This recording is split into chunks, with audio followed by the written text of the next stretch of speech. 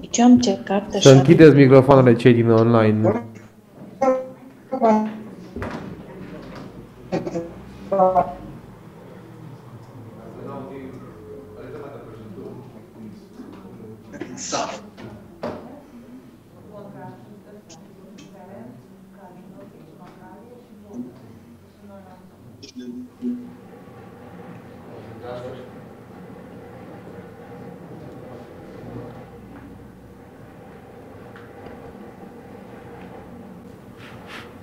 Bună ziua! Avem ședință extraordinară convocată de îndată. Vă rog să faceți prezența.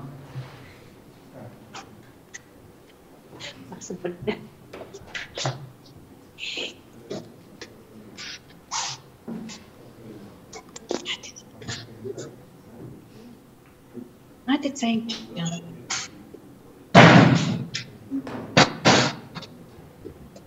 Ar trebui să confirme și colegii care sunt în sistem online. Kalinovici Mihai. Prezent. Ferenc Vlad. Macarie Marius. Prezent. Voda Andrei. Prezent. Bună ziua. Mulțumim. Sunt și eu prezent. Alo. Domnul Ferenc sau Condratovici? Nu știu cu cine. Condratovici sunt. Condratovici. Prezent și eu.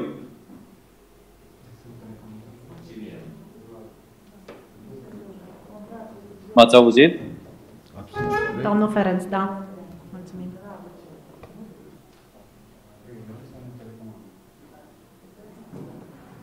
Deci 3 absențe. Apar 3 absențe. Este una care nu merge. Putem să vedem prezența ca să ne dăm seama ce am realizat, cine nu lucra.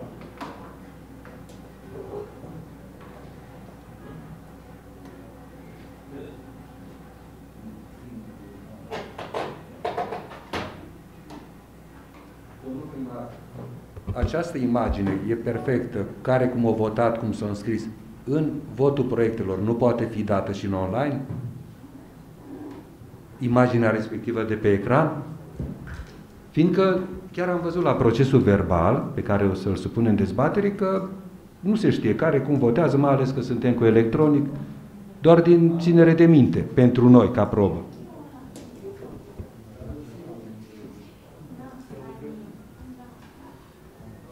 Haideți să reluăm procedura de registrare a prezenței ca să...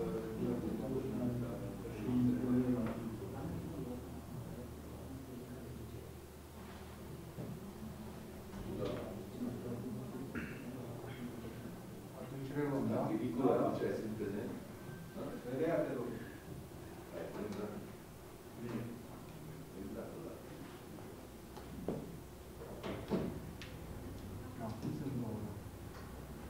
Sunt două acolo care nu sunt posibile. Nu sunt prezente. Cine? Domnul Condratovici. Iulian, nu poți intra cu încă un user și faci un share screen la procedura de vot și s-o rezolvat.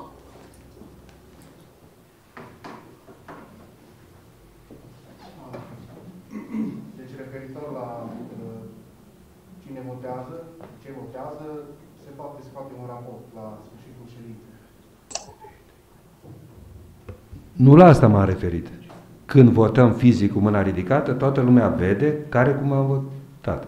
În online nu se poate prinde cadranul acela. Eu cred că dacă colaborați cu domnul Deac, dânsul cu siguranță filmați și ecranul. Deci orice vot pe orice punct de ordine de zi, Păi și atunci de ce nu e luat prin plan. îl interconectați și pe dânsul sistemul acesta și atunci în online se vede ce filmează, se vede exact, da. Nu permite sistemul. Dar aici se văd toate. Și e luat ecranul prin plan la fiecare vot. Ședința s-a efectuat, dacă ne poți arăta și rezultatul ca să putem să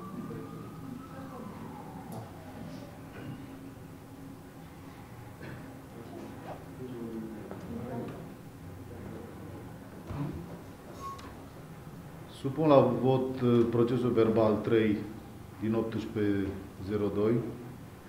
Cine este pentru?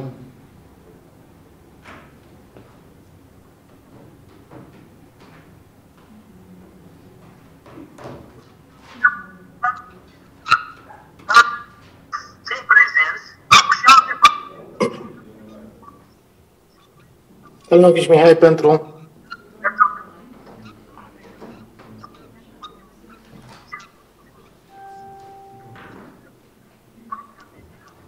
Condratovici pentru.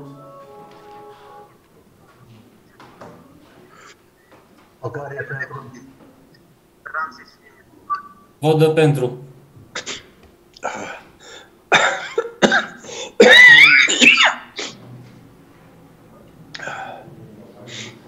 Domnul Macarie.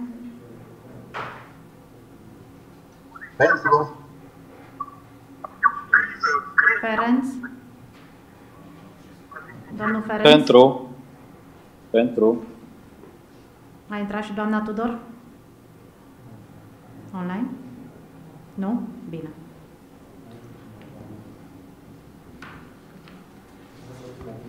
Pe ordinea de zi avem 20 de proiecte de hotărâre și o prezentare. Supun la vot sau ordinea de zi, dacă se... Domnul primar, înainte de a supune la vot, dacă îmi permiteți, o modificare la ordinea de zi. Și în primul rând aș vrea să menționez faptul că m-am uitat pe site-ul Consiliului Local și nu am găsit actualul regulament cu actualii consilieri și actualele comisii. Așa că am apelat la codul administrativ și aici am observat că Consiliul Local se întrunește în ședință ordinară cel puțin o dată pe lună la convocarea primarului. Vă amintiți și dumneavoastră că în februarie și în alte luni nu am mai avut ședințe ordinare de lucru. În prima perioadă a mandatului, o jumătate de an a fost perfect. Ultima joi, cum am convenit, era ședință ordinare cu diverse, cu toate problemele comunității. Acum s-a trecut numai pe varianta pe care ne-ați propus o ordinare de îndată. Ce spune o asemenea? Când ar trebui să întrunim o asemenea ședință? În caz de forță majoră și sau de maximă urgență pentru rezolvarea intereselor locuitorilor comunei, ai orașului sau a municipiului, ori în alte situații stabilite de regulamentul de organizare funcționare a Consiliului Local, convocarea acesteia pentru ședința extraordinară, prin excepție de la prevederile alineatului 3, se face de îndată.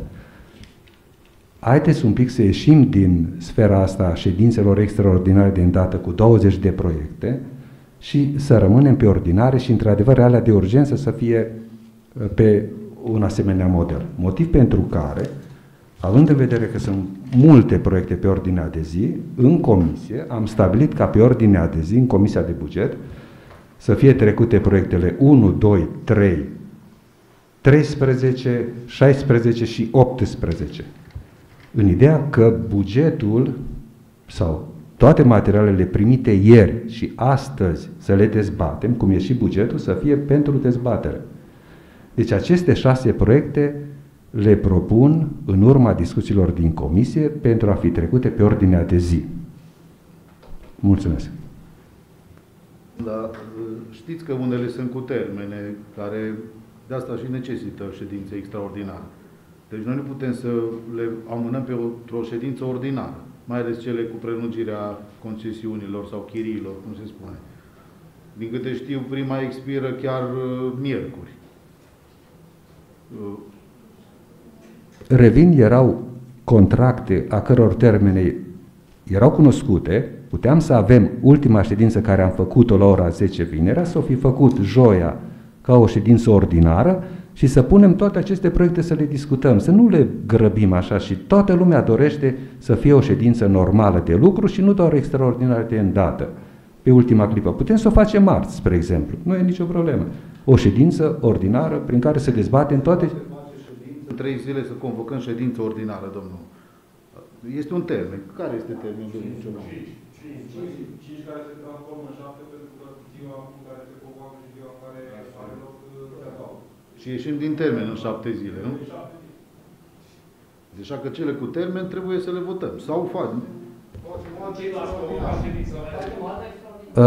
Am rămas la o propunere. 6 proiecte pentru ordinea de zi să le discutăm astăzi. Mulțumesc.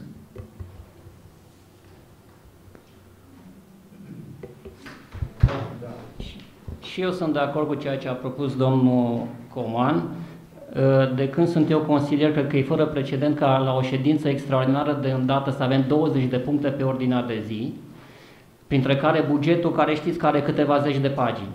Adică cum putem de pe o zi pe alta, într-adevăr, noi am discutat la buget listele de investiții, dar efectiv bugetul nu l-am discutat. L-am văzut, ieri l-am primit. Nu ai timp, nu avem timp fizic să îl studiem. Nu avem timp fizic să discutăm cu angajații primăriei, ce e acolo, ce e dincolo.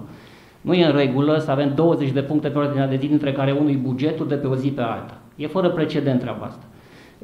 Ca să nu fie problemă cu cele care expiră, ceea ce a spus dumneavoastră, foarte corect, nu putem să facem altă ședință ordinară, că nu avem termen suficient, dar facem o extraordinară din nou, nu știu, luni, marți, în care le băgăm, până atunci avem un weekend care putem să le studiem pe toate. Și propunerea domnului Coman cu cele câte proiecte să o supunem la vot.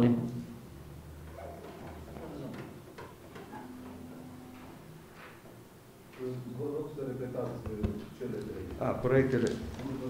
Deci, repet, 1, 2, 3, 13, 16 și 18.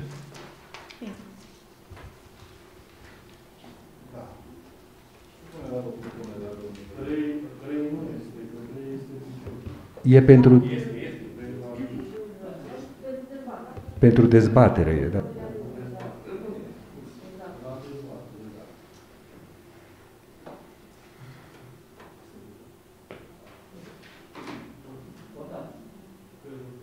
Da, supun la vot propunerea domnului consilier Coman Ionel. Cine este pentru? Calinovici Mihai pentru.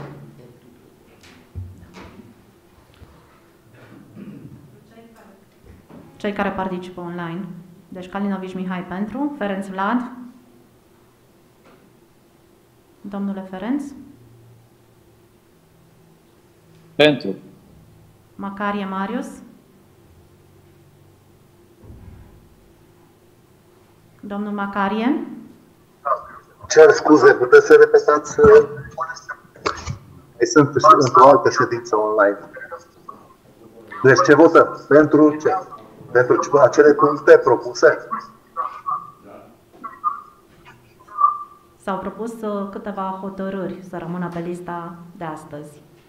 Da? Numărul 1, 2, 3, 13, 16, 18. Și restul? Într-o altă ședință extraordinară, care va fi luni sau marți, stabilit. Da, bine. Pentru. Domnule Condratovici. Pentru. Domnul Vodă. Pentru.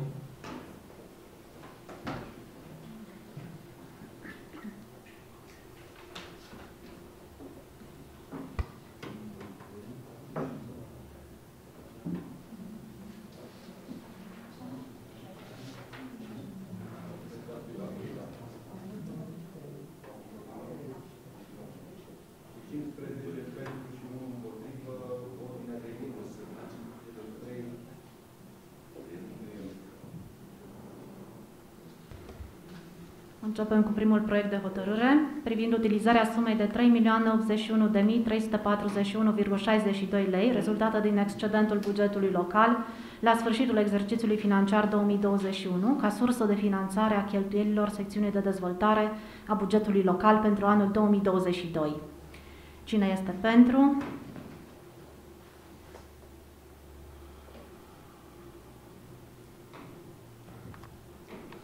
Domnule Calinovici.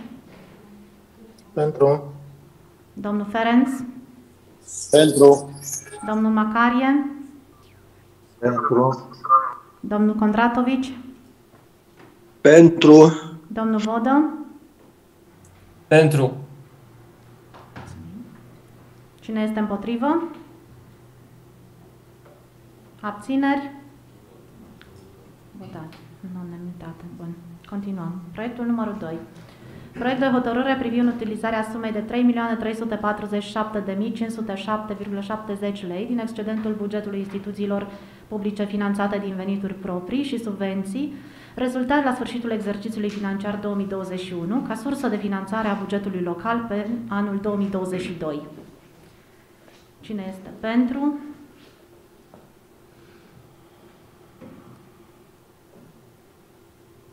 Kalinovici Mihai, pentru. Domnule Kalinovici? Pentru. Pentru. Ferenc? Pentru. Domnul Macarie? Nu. Domnul Condratovici?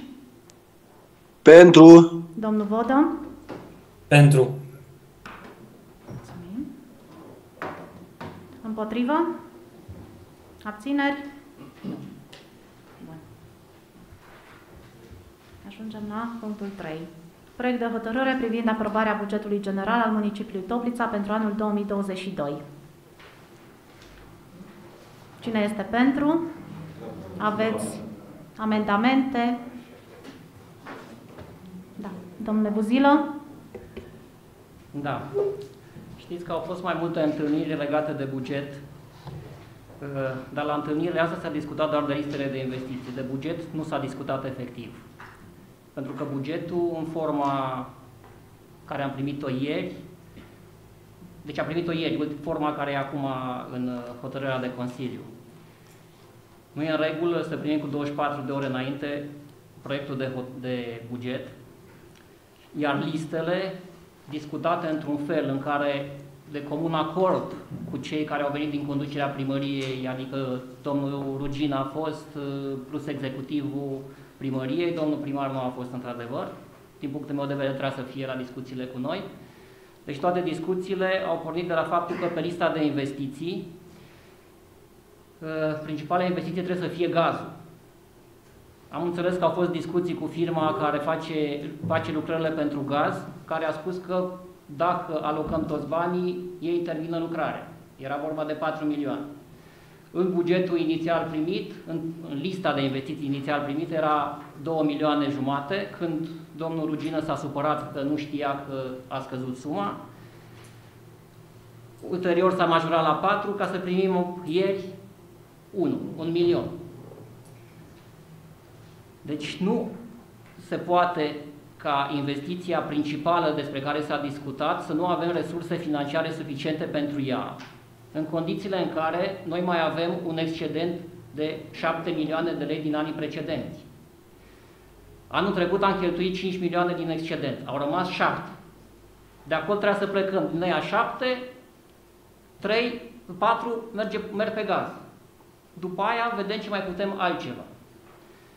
Eu nu știu de unde o să putem anul viitor să punem în buget 3 milioane pentru gaz, 2 milioane pentru, așa din cap, nu mă spun câteva așa care sume mai mari, 2 milioane pentru ambulatoriu spital, cheltuieli neeligibile plus cofinanțare. Avem proiectul care sunt puși acum 400.000, canalizarea pentru canal și apă vilelor, nu știu, în jur de 3 milioane parcă e, acum avem 400.000 puși. Deci încă 2 milioane acolo, să zicem, în urma licitației. 2 cu 2, 4 cu 3, 7. Și noi avem acum toată lista de investiții, când avem excedent, 9 milioane. Când avem 7 milioane excedent, lista de investiții de 9. Îi popăm ăștia 7 anul ăsta, anul viitor pornim cu 0, dar avem 7 milioane investiții în continuare, care trebuie să le facem. De unde? Vă zic eu de unde, o să treacă să luăm împrumut. Eu nu o să fiu de acord cu așa ceva. Deci bugetul ăsta, care l-am discutat într-un fel și la noi a ajuns în alt fel, ne pune pe butuci. Nu știu de unde și cum. Trebuia o discuție foarte serioasă avută aici. Am discutat ceva, a ajuns altceva. Deci ne pune pe butuci. Și nu sunt prea dur când spun asta. Mi-am făcut așa câteva puncte să nu scape ceva legate de buget. Listele de investiții sunt greșit întocmite. Niciodată n-am avut până acum prima coloană din lista de investiții valoarea totală alocată 2022. Conform legii, prima coloană trebuie să fie valoarea totală, nu alocată 2022. Valoarea alocată 2022 e coloana 6, nu coloana 2. Noi pe prima coloană trebuie să avem cât e proiectul total. Cât alocăm, e mai în spate. Deci nu putem să avem, vă dau un exemplu, servicii, realizare documentar istoric, 75.000, plătit, zice valoare executată 25.000 și mai rămâne încă 74.000.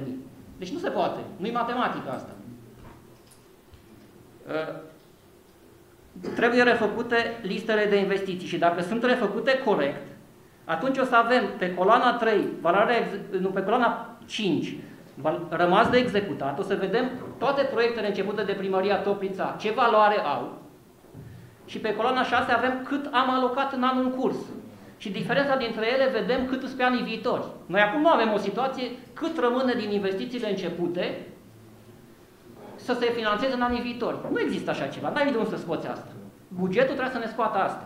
Adică, rămas de executat 20 de milioane, alocat anul ăsta 9, știm că rămân 18 milioane. De unde le-am alocat, nu știu. Dar noi nu avem sumele astea acum.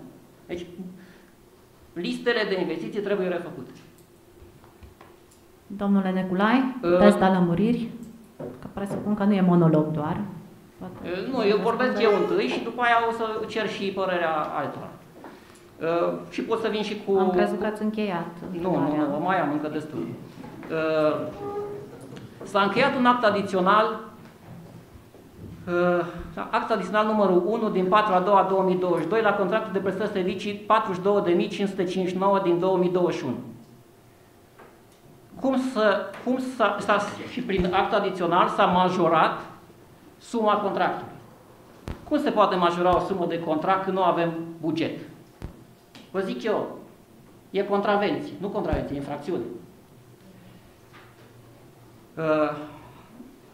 Anul trecut ați încheiat contracte de lucrări furnizate pe produse, adică angajamente legale, peste limita creditelor bugetare aprobate, adică peste suma aprobată de Consiliul Local în buget. Ceea ce, conform articolul 74 litera B din Legea Finanțelor Publice, constituie infracțiune. Aveți mai multe astfel de probleme. Anul trecut au fost cheltuieli extrem de mari. Calculatoare luate, am mai discutat asta odată, în 27, asta e unul dintre exemple, da? În 27 decembrie luate calculatoare, 66 de calculatoare, de la o firmă cu 0 angajați, de la o firmă care cifra de afaceri în anii anteriori era dublu, deci era 200.000 de lei, toată cifra lor de afaceri din 2020, și a făcut dintr-o dată o vânzare de 100.000 de lei plus TVA la Toplița, la Primăria Toplița. Firmă care nu are un magazin, nu are un site. M-am uitat și eu vreau la firmă la mine calculatoare la prețuri bune. Dar n-am de unde să-i găsesc. Și dincolo de achiziția de la cine s-a făcut, în 2021 s-au mai cumpărat 9 laptopuri, dintre care unul cu 6.400 de lei plus TVA. Mi se pare că e dezmăț, 6.400 de lei plus TVA. Și eu mi-am luat un laptop mai bun, dar eu nu permit asemenea laptopuri. La Primăria Toplița ne permit laptopuri de 6.400 de lei. S-au cumpărat 9 laptopuri, 66 de calculatoare și încă 2 calculatoare înainte. În 2020, 9 laptopuri încă, în 2019, 10 laptopuri, 2 calculatoare, în 2018, un calculator, 2 laptopuri. Total, 101 calculatoare și laptopuri. În condițiile în care, deci în 2018 încoace, în condițiile în care, pentru Primăria Toplița sunt nevoie de vreo 60 și ceva de calculatoare. De ce facem atâtea achiziții? Credem că bugetul ăsta e fără fund? Nu. Deja am ajuns la fund pentru că și anul trecut am cheltuit din excedente 5 milioane, anul ăsta vrem să cheltuim 7. Anul viitor va fi dezastru și peste 2 ani.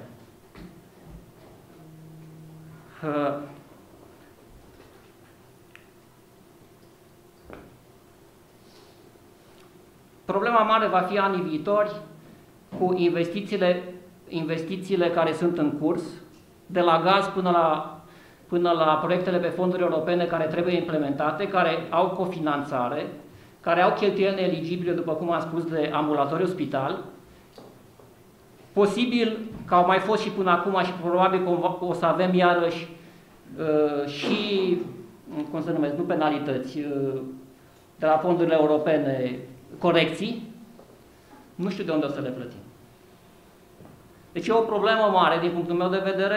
Eu nu o să votez bugetul în forma de acum și propun, știu că e urgență bugetul. De asta eu propun, nu știu, luni, marți, o extraordinară din nou cu bugetul, până atunci să stăm să vedem ce facem. Deci eu, după cifrele care le-am văzut aici, nu știu de unde o să putem să acoperim anul viitor toate investițiile care sunt în curs. Cheltuielile efectiv au explodat și anul trecut, anul ăsta, prin buget, iarăși au crescut foarte mult. Trebuie să găsim o soluție, că așa o să avem probleme mari. Doamna Mare. Bună ziua, în legătură cu bugetul, eu am o problemă. Aproximativ cam toți membrii Consiliului Local suntem în consiliile de administrație la școli.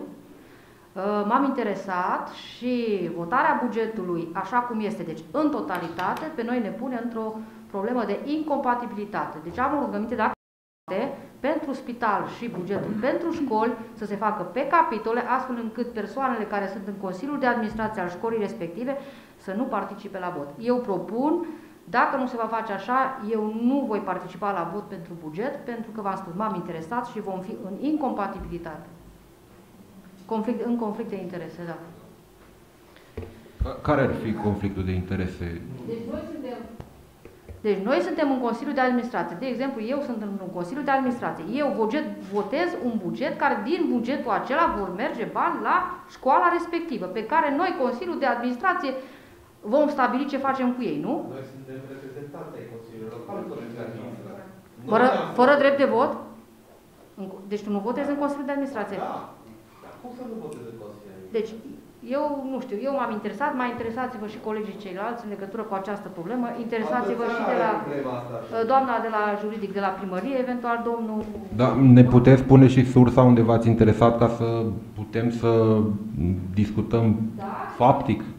Da, deci m-am interesat la o altă primărie și am expus problema respectivă și au spus că ori avem la dispoziție în perioada când se votează bugetul, ne dăm demisiile din Consiliul de Administrație și votăm bugetul, ori dacă nu... Deci, eu... Doamna consilier, ca membru în Consiliul de Administrație a unei școli nu este o opțiune, este obligatoriu să facă parte consilierul local. Dumneavoastră nu puteți să fiți în compatibilitate pentru că nu aveți drept de semnătură, nu sunteți ordonator de credit nici principal, nici secundar. Da. Cred că vorba de cei care au interese patrimoniale. Dacă sunt, da, am înțeles. Da, de ordin personal, el sau soțul sau membru al familiei.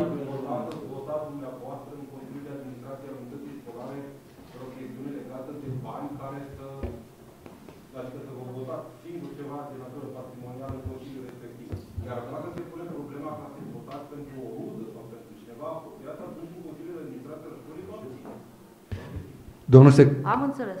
Domnul primar, atunci merge în altă parte. Un director de școală care e consilier, nu fac aluzie doar la domnul Macare, că au fost și alți directori consilieri, poate vota bugetul. Clubul sportiv școlar aparține de minister, nu aparține de... Dar au fost directori care erau consilieri locali, directori de școli. Atunci nu știu cum s-a întâmplat. Noi am trimis la ANI o adresă de respectiva problemă și nu am primit niciun răspuns. Adică am primit un răspuns, așa, ne-am trimis la o lege, să verificăm articolul din nu știu care. Păi atunci se poate la școli face bugetul pe fiecare școală, că oricum e făcut bugetul pe fiecare școală și spunem că pentru școala respectivă nu votăm și tot participăm la vot la celelalte. Și fiecare zicem că în bugetul pentru școala nu votăm sau nu știu să... Doamna președinte, când termină domnul Coman, aș vrea să intervin și eu, dacă se poate. Mulțumesc.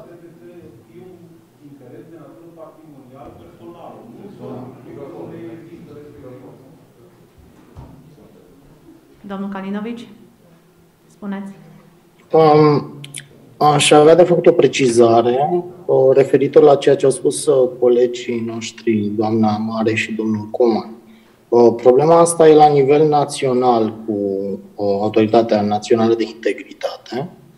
Am studiat cu colegii acest subiect, cu echipe de juriști, de avocați, recomandările, pentru că s-au primit foarte, foarte multe răspunsuri așa seci, cu trimitere la lege. Avem și noi în cadrul partidului așa ceva. Recomandarea tuturor a fost ceea ce a spus și domnul Coman, defalcarea la capitolul sănătate și învățământ, defalcarea bugetelor pe școli, iar consilierul în cauză să se poată abține, pentru că alternativa ar fi demisă din Consiliul de Administrație al școlii. Asta ar fi unul la mână. Doi la mână, dacă îmi permiteți, referitor la buget, îmi pare foarte rău să văd că am pierdut niște ore și niște zile strângându-ne cei care am participat la dezbateri, să punem bugetul la cale, să ne înțelegem, să ne așezăm și să stabilim prioritățile orașului și să ne trezim de pe o zi pe altă cu bugetul jumătate schimbat.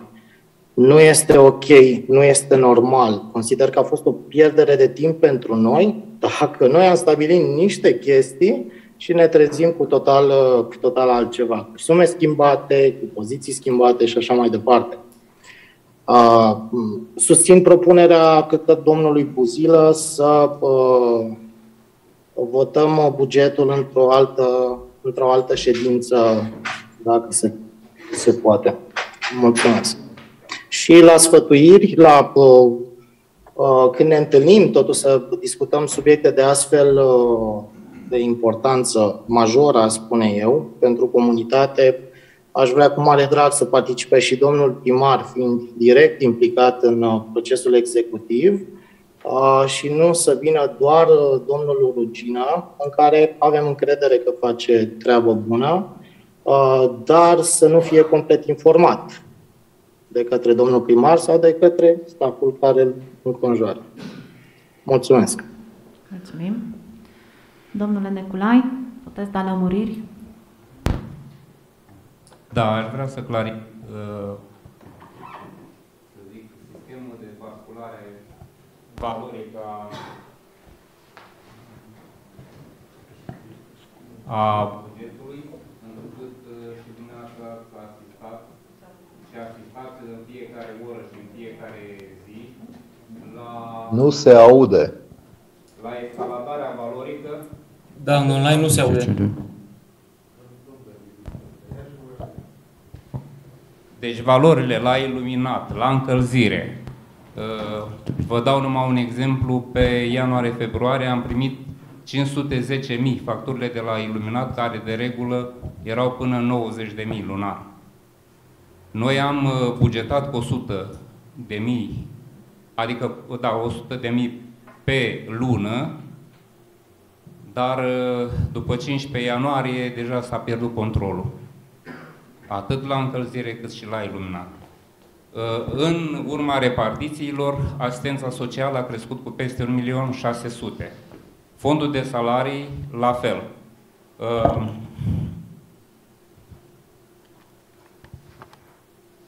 De exemplu, am fost obligați să luăm sare în luna ianuarie de peste 1.000.000 de lei, pentru că, știți foarte bine, poliția ne trimite atenționări și încălcarea legii dacă nu facem la timp îngrijirea drumurilor, mai ales că avem drum european.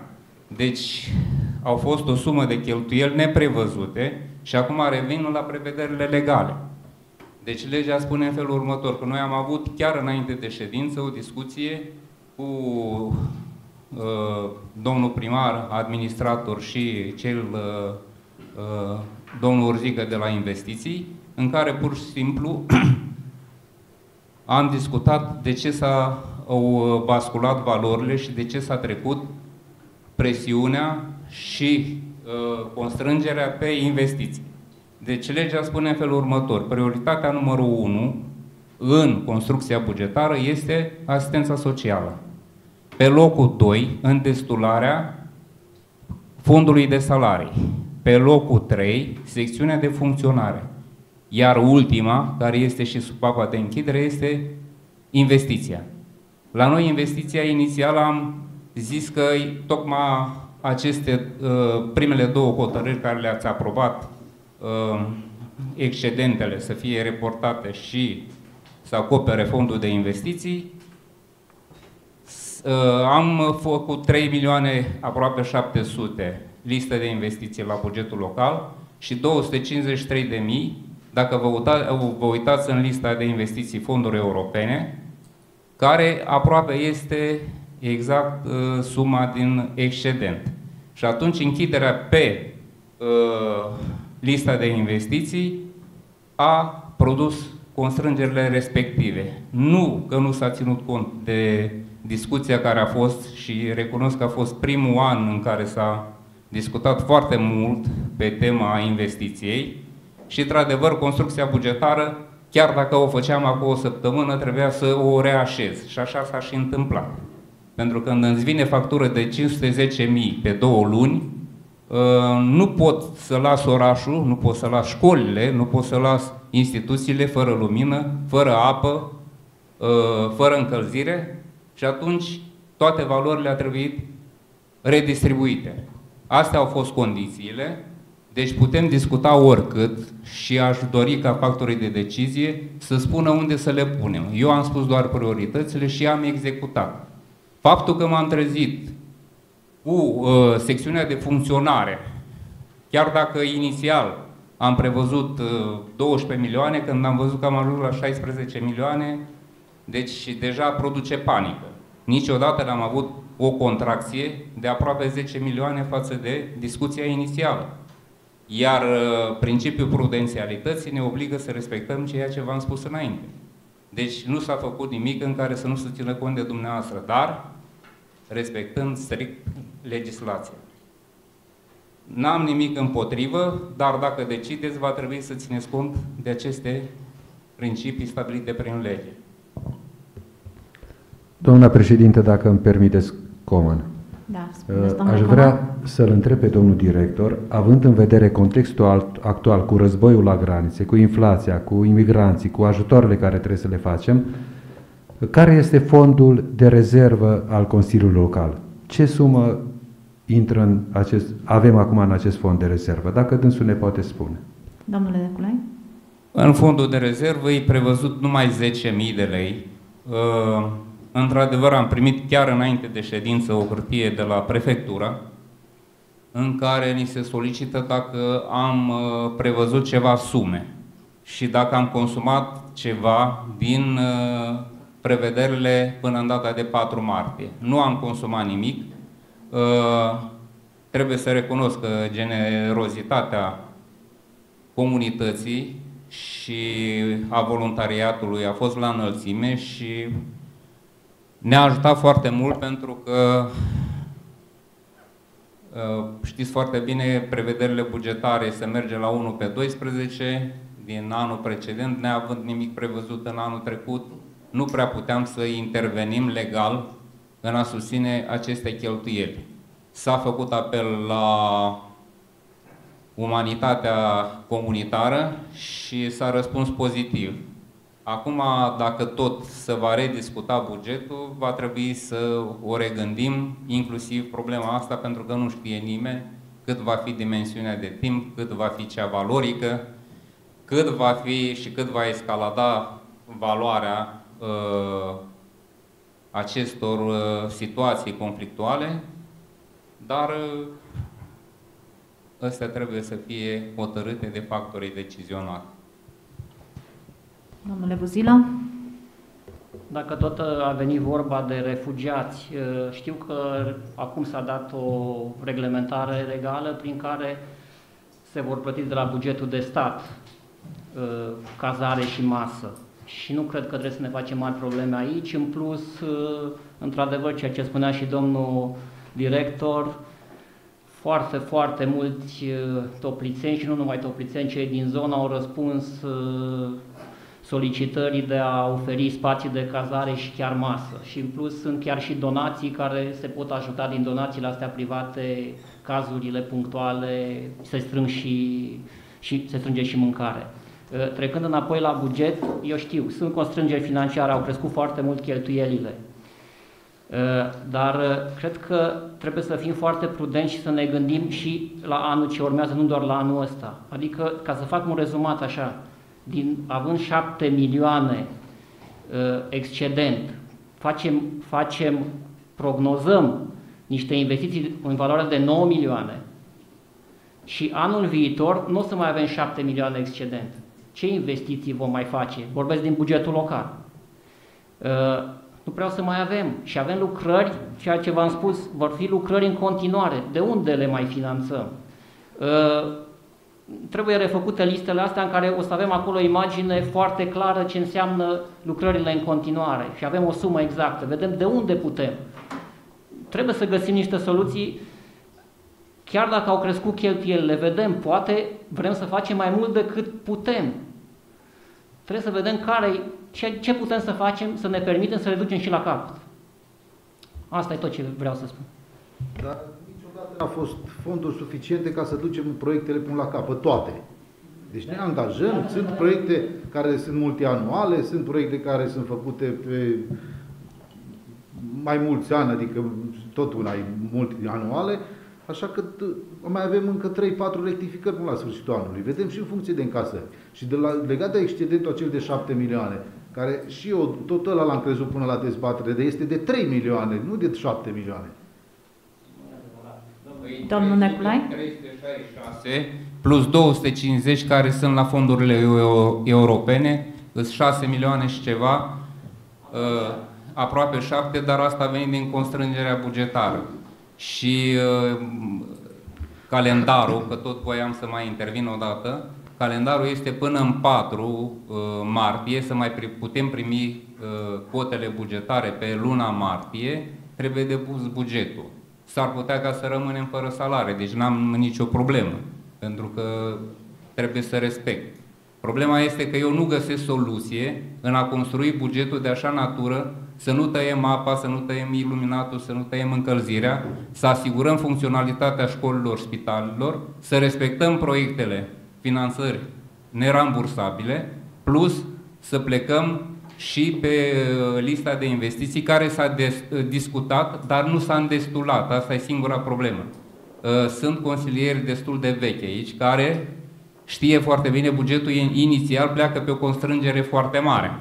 Deci niciodată, pentru că totul depinde de veniturile proprii din anul trecut. Anul trecut au fost venituri proprii, trebuie să recunoaștem, destul de mici față de anii precedenți, plus că am intrat și cu un deficit de, cum a zis și domnul Buzilă, 5 milioane 500, care nu ne mai asigură confortul financiar care l-am avut înainte și la bugetul inițial am venit cu o contracție foarte mare. Deci față de discuția inițială. Deci eu am apreciat că s-a discutat foarte mult, dar nu se găsește soluții pentru a funcționa. Noi am găsit, adică eu cu colegii mei am construit de așa natură să putem funcționa. E posibil ca din iulie să se ajungă din nou la confort financiar. Nu știu. Contextul macro și micro deocamdată nu ne dă speranțe sau să ne facă prea optimiști. Dar sperăm totuși ca din iulie să ne reașezăm pe drumul care să asigure normalitatea. Mulțumesc! Legat de investiții și de calculatoare, domnul Urzică, puteți da lămuriri? Lista de investiții? Legat de lista de investiții, am discutat înainte de ședință. Am discutat înainte de ședință și dacă cumva se amână bugetul până luni sau marți, coloanele respective se vor, nu știu, se actualizează, se vor trece sumele dorite. E vorba de 10 poziții, acum numărăm. Astea se pot face până în ședința următoare, care o să fie săptămâna viitoare sau când va fi. Domnule Buzilă, dar nu ați menționat, deci doriți amânarea în cele din urmă sau votăm proiectul așa cum este? Să vedem. Intervenții? Da? Doamna Mare, spuneți? Da, deci am și eu o întrebare dacă domnul director ne-a vorbit atât de mult de cheltuielile care sunt și faptul că au crescut atât de mult, dacă conducerea primăriei sau oamenii care pot fi implicați în chestia aceasta s-au gândit la ceva măsuri de reducere a acestor cheltuieli. De întreținere, de electricitate, de orice fel, da? Deci dacă există cumva un plan, având în vedere situația actuală și, cum zice domnul director, poate va fi bine, dar poate nu va fi bine, da? Ne gândim la niște oameni care, cum zice domnul director, poate că în iulie nu vor mai fi bani de salarii. Atunci nu ne putem gândi de acum la niște posibilități de a reduce aceste cheltuieli. De exemplu, la iluminat, din 3 becuri o să meargă intermitent. Un bec da, un bec nu. Un bec da la iluminatul stradal, nu, sau la alte. Deci cineva ar trebui să gândească și la chestiile acestea. Unul la mână, dacă cineva se va gândi sau ne va prezenta pe viitorul, când vom discuta bugetul, dacă se vor întreprinde ceva acțiuni de genul acesta. Și o altă problemă, la fel, când vom discuta din nou bugetul, am o problemă cu taxele și impozitele. Mă refer la taxele și impozitele pe clădiri pe care le plătesc locuitorii. În principiu am cercetat această zonă cu împărțirea zonală a Topliței și am unele întrebări dacă are cine să-mi răspundă la ele. Deci eu nu mă pricep la această chestie, dar am observat anumite chestii. De exemplu, în zona Cerbului, dacă stai la bloc, ai impozit de zonă A, dacă stai la casă în aceea zonă a Cerbului, ai impozit de zonă B. De ce? Nu știu, cineva trebuie să mă lămurească și pe mine. Și deci am dat exemplu zona Cerbului, că este prima pe listă aici, dar mai sunt și alte zone. Zona acolo la lider sportivilor, deci dacă stai la bloc în aceea zonă ești într-o clasă de impozit, dacă stai la casă în aceea zonă ești în altă clasă de impozit. Unul la mână. Doi la mână, sunt anumite zone, de exemplu și concret, strada 1 decembrie 1918, care zice că până la școala generală, adică pe vale, la 3 km distanță de centrul orașului, suntem zonă B, după aceea urmează zona C, după aceea urmează zona D. Dar strada Făgetului, care este înainte cu mult de a ajunge la școala de pe vale, unde este legată la toate utilitățile și absolut auto ce le trebuie, este zonă C. De ce noi care suntem pe această vale până la școală, de la un anumit punct, nu suntem legați de linia orașului la curent, iar la apă nici nu mai zic. Nu avem presiune și de câte ori se ia apa, noi suntem primii la care ni se ia apa. Aș vrea să știu și eu cine a făcut această împărțire zonală, de când nu s-a mai refăcut această împărțire zonală și cum să, nu știu, deci cineva să mă lămurească și pe mine în legătură cu aceste zone. Domnul Negrea? Am primit pe mail indexarea cotelor de impozit, de taxe și impozite, așa? Cred că putem veni cu un amendament la proiectul de hotărâre pentru dezbaterea publică, la care să se facă reorganizarea teritorială în conformitate cu prevederile care sunt, presupun că din lege vin chestiile astea, ce utilități, ce zonă ești.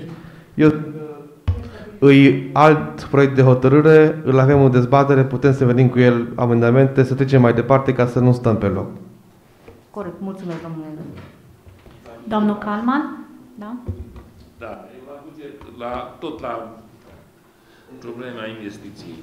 Eu nu pot să votez de acum înainte un buget unde scrie așa că lucrări de asfaltare, străzi, și scrie 5 străzi acolo, nu știe nimeni din care stradă, cât facem, unde facem.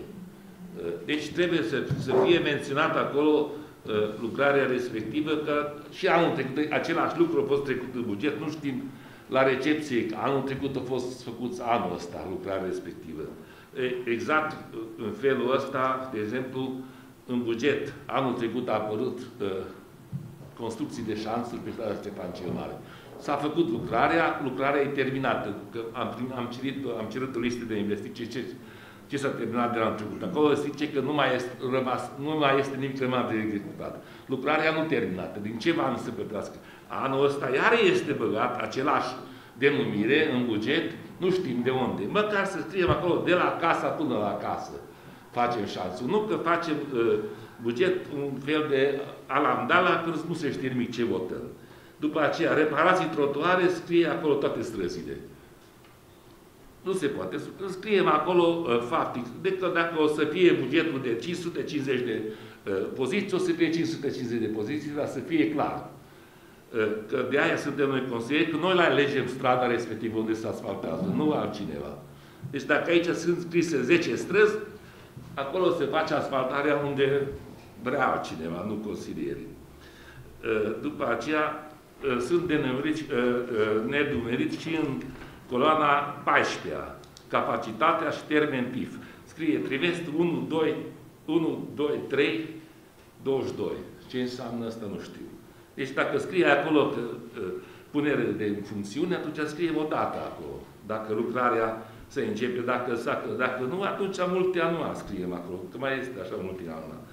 Dar care lucrări se termină, scrie aici, trebuie să scrie acolo clar ce este în spate.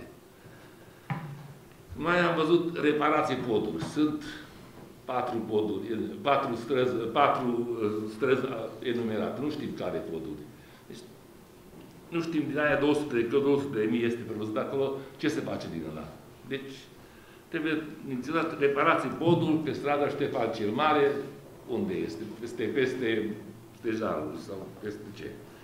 Deci, trebuie să fie mult mai explicitar bugetul respectiv. În rest, bugetul celălalt, nu m-am putut să mă uit, că ieri după masă au venit și nici n-am avut timp să tipăresc, am reușit să tipăresc. Nu ca să mă uit pe ea. Și eu aș propune să amânăm ca să putem puțin mai studia bugetul localității, dacă se poate. Și dacă este posibil. Termenul nu poate să fie, deci, cum o să spun în contabil, că termenul la bugete a fost luna trecută, că majoritatea localităților au făcut luna trecută. Nu știu, acum, de luna trecută se putea convoca o ședință ordinară cu 7 zile înainte, cum scrie lege, că era timp. Și atunci puteam să stabilim și noi că ce vrem. Nu putem să luăm de când a fost termenul, domnul Sobă. Termenul când a expirat, noi nu aveam sumele la școli și la spital. Păi și ce vrea să votăm? Și rectificare când aveam voie să facem? Și rectificare când e voie să facem? În iulie. Păi și... Deci toată lumea a prădut bugetul așa. Nu toată lumea. Unele localități, foarte puține. Majoritatea localităților din țară. Majoritatea localităților. Cu celelalte, cu termenele la primul punct care am când am amânat noi. Deci care punctele n-am spus. Termenele scrie că zice, ați zis dumneavoastră că data de 8 sau 10 expiră un termen la contract.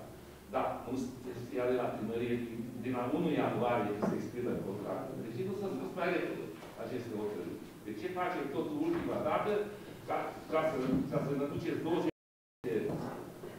pe o listă, ca să nu putem discuta, numai să votăm ca... Eu aș propune ca să ținem cont, am votat un regulament. În regulament scrie foarte clar că lunar se face o ședință ordinară care se votă conform legii, ultima joi la săptămâna lunii și la ora 2. Și atunci toată lumea așa face programul pe toată luna respectivă, ca să știe, ca să fim liberi. Și vă rog foarte frumos să țineți cont de treaba asta. Mulțumesc. Mulțumim. Domnule Neculai, ați vrut să luați cuvântul. Da, în legătură cu termenele, cred că toată lumea știe, s-a primit o hârtie și de la prefectură, în care se stipulează clar termenul de 11 a doua, dar tot prefectura vine cu argumente pro că nu se poate depune, deoarece nu s-a primit sumele de la minister, de la guvern. În momentul când primesc sumele de la guvern și ANAF a primit de-abia în 20, ei au termen 15 zile. Noi am făcut repartițiile aproape instant în momentul când ne-a trimis ANAF-ul către instituții subordonate, după care a venit negocierea de a-mi dat cheltuieli complementare între școli și conducerea OAT-ului. Normal și lor le trebuie minim 12-24 de ore. Ei au depus bugetele vineri. Iar noi luni am terminat Într-adevăr, bugetul a fost gata la ora 14, dar la consilieri nu se poate da decât împreună cu hotărârea, pentru că acolo este situația explicită. Și atunci hotărârea de Consiliul Local a fost draft brut la ora 17 sau 18, dar discutând cu domnul secretar nu mai avea posibilitatea să o verifice și o lăsat-o pe dimineață. Dar cred că un termen mai atât de concentrat, condensat decât l-am avut noi, nici nu a putut fi posibil. De aia s-a făcut. Eu l-am și sunat pe domnul Sebi luni, dar ea a fost distribuită numai marți. Mulțumesc.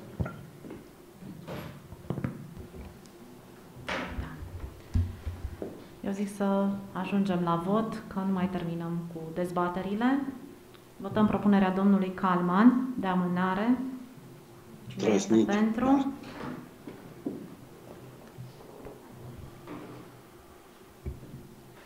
Domnul Ferenț? Macarie?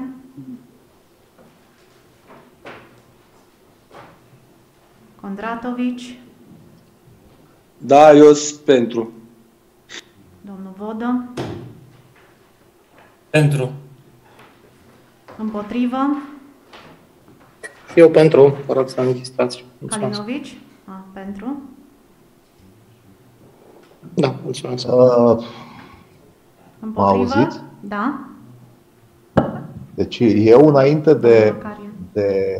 Îmi pare rău, ceva am făcut pe aici, nu știu, nu văd dacă sunt vizibil video sau nu. Domnului Calman a propus amânare. Da, asta am auzit. Ceva m-a apăsat pe aici, nu știu. Nu mă văd video, mă văd sau nu mă văd, nu-mi dau seama. Important este să... Nu vă vedeți. Nu mă văd, nu știu ce am apăsat pe aici, îmi cer scuze. Mă tot chinui să repar, dar nu reușesc. Înainte de a vota amânarea bugetului, am înțeles, eu aș vrea totuși să mai solicit o explicație domnului director economic, pentru că și domnul Buzilă a afirmat următorul lucru, că excedentul bugetar ar fi fost de 7 milioane și cum s-a ajuns la 1 milion alocat și că prioritatea era gazul și s-a ajuns la aloca doar 1 milion din cele 4 alocate investiției cu gazului. Da? Deci pe mine mă interesează foarte clar un răspuns franc, fair play, dacă s-a greșit undeva sau nu s-a greșit. De ce la început ni s-a spus că excedentul bugetar este de 7 milioane, iar ulterior a apărut un excedent de 3 milioane, ceea ce ne duce din posibilitatea de a urca investiția sau de a plăti prima tranșă de investiție de 4 milioane către operatorul de...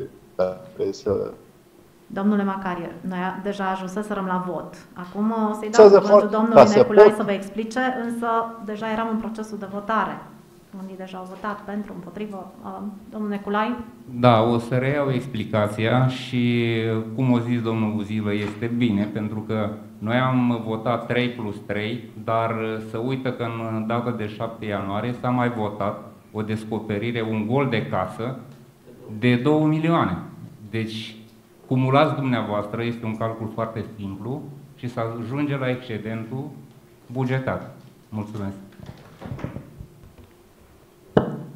Așadar, continuăm votul. Așadar, totuși, doamna președinte, eu nu m-am lămurit și cred că nici domnul Macarie. 2 secunde, vă rog, permiteți-mi să întreb și eu. Așadar, cum s-a ajuns de la 4 milioane pe care le-am discutat și stabilit și domnul Macarie a participat la ședință, la 1 milion?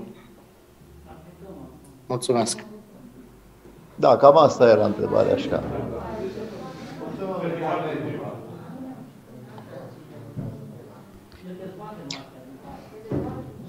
Da, eu zic să încheiem votul pentru că altfel vom rămâne o săptămână în dezbateri. Deci, cine votează? Da, eu, doamna președinte, vreau să vă amintesc că eu nu pot să votez în momentul în care nu sunt lămurit și nu consider că explicația respectivă mă satisface. Deci mă abțin de la vot atunci. Totuși cred că ar trebui o lămurire în cazul acesta. Mulțumesc. Ar fi Domnul de Neculae fair a play. oferit niște lămuriri. Hotărâți-vă, haideți să votăm. Cum doriți, pentru, împotrivă sau abținere? Se votează amendamentul propus de domnul Kalman și anume amânarea discuțiilor legate de proiectul de hotărâre privind bugetul. Toată lumea a votat deja. Vă rog să... În afară de Kalinovic și Macarie. Deci eu mă abțin. Deci, abținere. Vedem.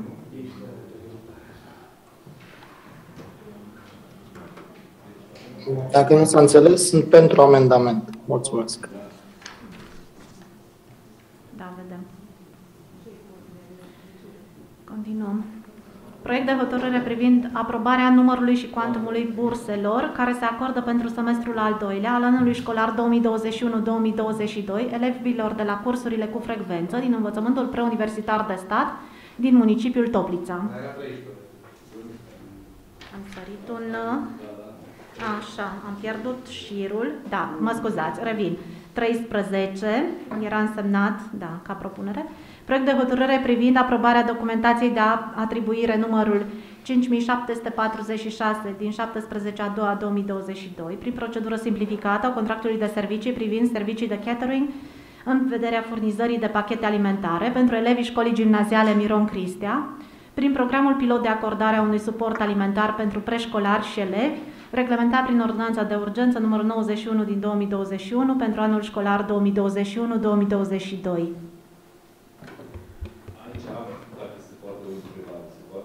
Sigur? Spuneți, domnule Kalman? Da, eu am pus atât. Apăsați că trebuie să audă și colegii care sunt online. E bine așa? Nu, bine, mulțumesc. Dar nu știu de ce trebuie să facem noi toate licitațiile cu încredințare directă. Că avem mai multe restaurante sau, propriu zis, posibilități cine ar da mâncare la copiii respectivi. Poate este unul altul care ar negocia cu un preț mai mic pe o porție. Deci, văd că aici, la Toplița, la primărie, totdeauna încredințare directă folosim. Eu zic că ar fi bine dacă ar apărea la licitație normală și atunci am putea să alegem. Așa, deja el este ales, nu mai este licitație. În rest, votez. Problema nu este problema, numai... Domnule Orzică. Dacă se uita domnul Sabo mai atent, vedea că e procedură simplificată, adică prin licitație pentru dânsul. Este PSA, poate să vină absolut oricine vrea și cu orice preț. Dacă era direct, chiar nu votați procedură de atribuire. Am înțeles. Mulțumesc. Doamna președinte, dacă alte școli, poate domnul Zică ne poate spune dacă alte școli nu au de gând să depună asemenea oferte pentru pachete. Domnule Orzică, aveți cunoștință de așa ceva? Ofertele astea nu se depun, am fost aleși ca și program pilot cu școala numărul 8. Să trecem la vot. Mai aveți intervenții? Nu? Trecem la vot. Cine este pentru? Kalinovic Mihai pentru. Macarie pentru. Kalinovic, Macarie. Ferenc, domnul Ferenc? Pentru. Domnul Condratovic? Pentru. Domnul Vodă? Pentru. Împotrivă? Abțineri?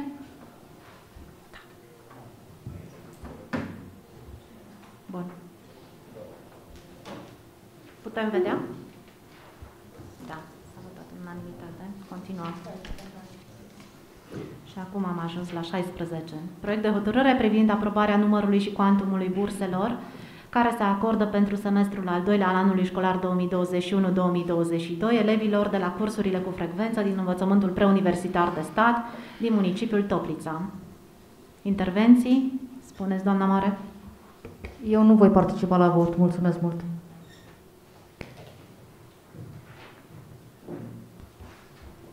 Aveți copil? Da. Aha. Domnul Buzilă?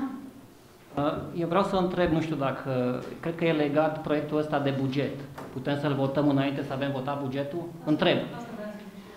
Că nu știu. Cred că banii pentru asta va veni de la pentru că nu am minister. suplimentat cu absolut nimic decât îi stabilit prin lege. Deci noi n-am alocat sume de la buget. 0 lei. Domnul Nicolae, mulțumim. Să trec. Da, spune Grea. Deci ca ministerul să știe câte burse avem noi trebuie să avem aprobate numărul de burse, nu ca să știe câți bani să ne dea. Sau cum vine asta? Ei oricum le dă banii la școli sau banii oricum trec prin noi? Da. Și dacă noi nu avem numărul lor, ce bani dau? Păi avem, pentru că în semestrul al doilea se centralizează rezultatele pe unul, nu? Avem.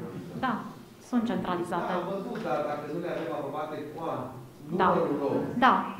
Dacă se trag de prin noi, să le aprobăm, Domnule Vice. Mențiunea valorică nu poate fi stabilită la bugetul de stat de guvern dacă nu se primește cantitatea, adică numărul. Și în prima fază ni s-a avansat o sumă, dar care nu îndestulează numărul de borse calculat în prezent. Și atunci probabil va mai fi 2 tranșe sau una care va veni ulterior aprobării bugetului. Mulțumim. Să punem la vot. Cine este pentru?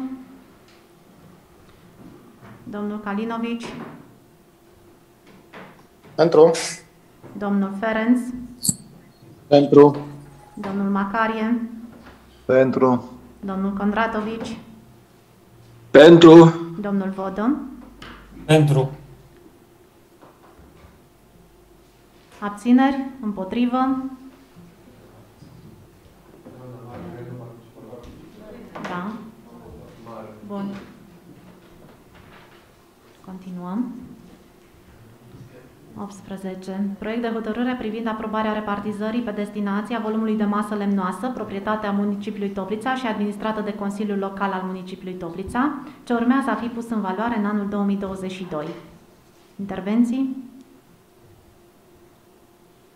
Domnul Man. Având în vedere că eu în 27 ianuarie la proiectul de hotărâre inițial v-am atras atenția și v-am propus într-un mod elegant excluderea acelei cantități, domnul primar mi-a spus că este ilegal dacă nu-l aprobăm. Din păcate s-a dovedit exact contrariul. Fapt pentru care la proiectul de hotărâre de astăzi mă voi abține. Mulțumesc. Așadar avem o abținere. Alte intervenții? Trecem la vot. Cine este pentru?